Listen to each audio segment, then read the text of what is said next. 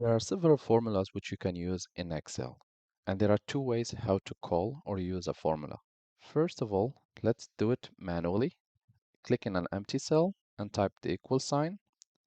Locate the first cell or type a number if you wish, and then you can use one of the mathematic signs, minus or plus or slash for division or asterisk for multiplication.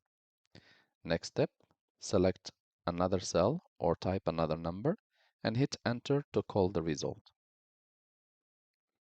I have already the currency entered here, so I will just change the currency.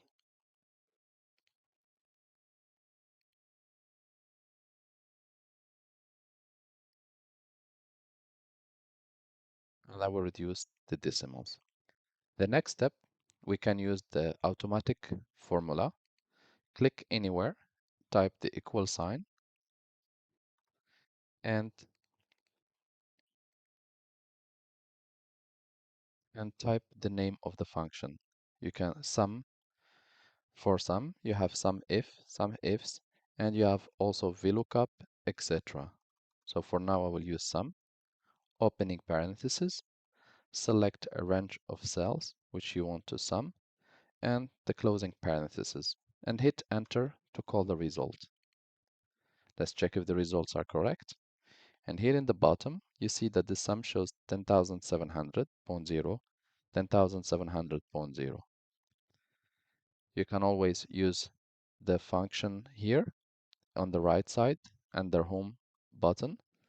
You can click more functions and you can here navigate through the functions from the most recently used, all, financial, mathematic, etc. So here you will have all the set. Select a type of functions and try to locate the function which you want to use. If you want to do a quick sum, you can always click on auto sum and it should automatically select a range of cells for you. You can always click and change the cells accordingly by typing its address and hit enter.